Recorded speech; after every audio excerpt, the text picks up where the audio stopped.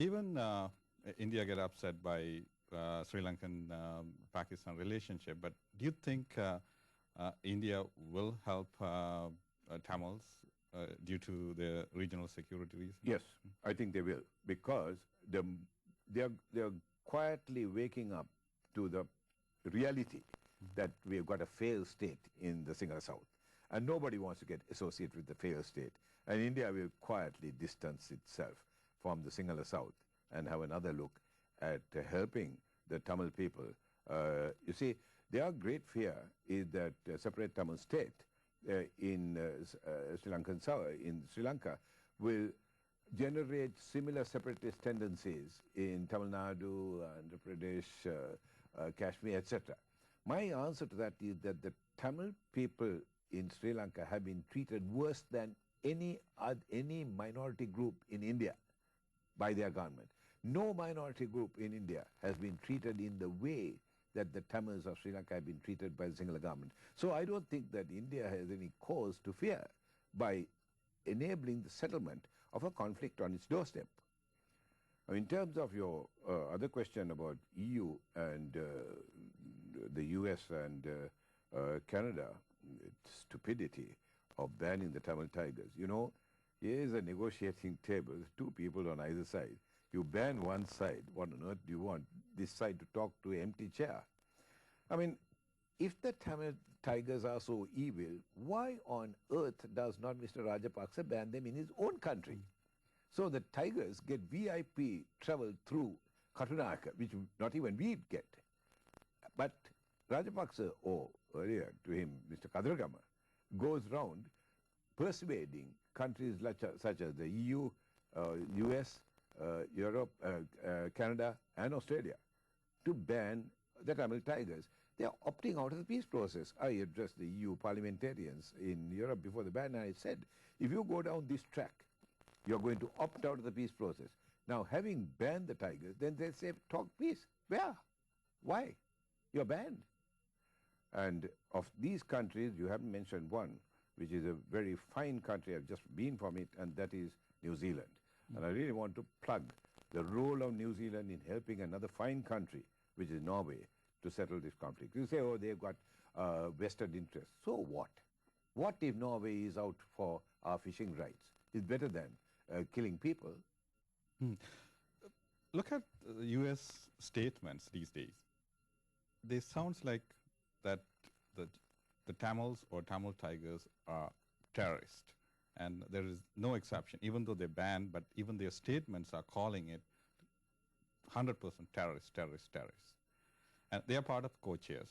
And Japan is kind of friend to them, Asian friend. And Japan is also hinting that they may ban the Tigers if they don't come to talk. And EU is a co-chairs. And except Norway, everyone else is almost like banning the Tigers. Then how can they expect them to come to talk and listen them? Come to talks and talk about what? They talked in Geneva in February. Geneva 1, as they call it.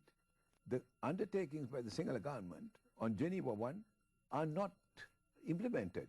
Soon after the Geneva talks, in fact, before the Sri Lankan delegation came back, the Der Spiegel, or one of the German magazines, went and asked. They flew a representative out there to talk to Rajapaksa and say, I gather that the government has agreed to disarm the paramilitaries and Mr. Karuna. He said, who is Mr. Karuna? Now here is the president of Sri Lanka saying that he does not know who Karuna is. The whole world is talking about him. And the guy is either totally ignorant or a liar, one of the two. And this sort of thing is going to have repercussions on countries like the US and EU. One of the things that's going to happen, or has happened, and I told them that it would happen, as soon as EU and America and Canada and Australia ban the Tigers, they are going to give enormous support to the racists and the chauvinists in Colombo, the JVP and the Buddhist clergy, the JHU, to increase the demand that the Tamil Tigers be crushed. Something that they can't happen. It won't happen. It hasn't happened for 20 years. I have read many of Indian analysts and Sri Lankan analysts, even some other analysts that says that Tamil Tigers knows the Tamil Eelam, the separate state, is not reality. Is it true? Well, it depends upon where you are speaking. When I was speaking in Washington about 4 days ago, 5 days ago, I didn't use separate state Elam because that is, you might as well opt out of the conversation. Whatever you want to call it, you call it a separate state or separation of power, whatever it is, essentially, we want the Tamil areas removed from the clutches of the Sinhala administration in Colombo. We don't want to divide and destroy, but we want a reversal of the Colebrook-Cameron reforms of 1833, where the British unified that which was divided. You see, when the British walked in, for several hundred years, the North, Tamil North, the Kandyan Kingdom in the middle, and the Sinhala South, the Kotte Kingdom, were three separate kingdoms. And the British unified it after the 1818 Kandyan Revolt. So to centralize power in Colombo. Now we want to reverse that. It is essential because if you leave the Tamil areas in Sinhala hands, that Tamil area will never develop. So you can call it a separate state, federal state or whatever. In terms of a federal state, I have difficulty in accepting this. I know of no federal state in the world where there are two separate armies in one country. Either you disarm one army or you divide the country. Now, if you are talking in terms of the disarming of the LTT, India with the fourth largest army failed to do it. I can't imagine that Mr. Rajapaksa's unmotivated, poorly trained and illiterate soldiers can be a match. Are they trying to put themselves on equal footing to the fourth largest army in the world? I know. If India couldn't do it in 87, this bunch are not going to do it.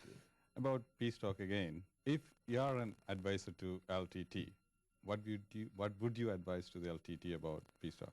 Oh, this peace talks, just to go and talk nonsense and come back. Because if you don't talk nonsense, the international community will say, oh, they're not going for peace talks. Just look at the agenda that they have put up for the peace talks. Most important thing is to remove the army and to give some regional, meaningful regional structure like the ISGA to the Tamils. Now, topic number one, democracy. The democracy a la Sri Lanka Jayawardena style. We are still under the 1978 Jayawardena constitution, which is described in one of my books, I think, called The Human Rights Violation or something. This is the dictator, even more powerful than de Gaulle. He can dismiss the cabinet, the Supreme Court judges are appointed by him. He can dismiss the Supreme Court judges, the whole judiciary, every appointment he can appoint or dismiss. And this is the man with those powers he's talking of. Point one, democracy. I think he's just joking. And but as I said, I'd advise the Tigers to go and talk nonsense. Perhaps they could send their B-grade team, not the A-grade team. A-grade team is Antar Balasingham and the fellows who know what they're talking about. Just send a couple of Podians and say, yeah, we are coming to talk. And do exactly what Chandrika Kumantunga did. She sent the Bishop of Colombo and her architect and her town plan or something for the peace talks. And they say, yes, sir, we'll convey that to the master and let you know. So they can play the same game.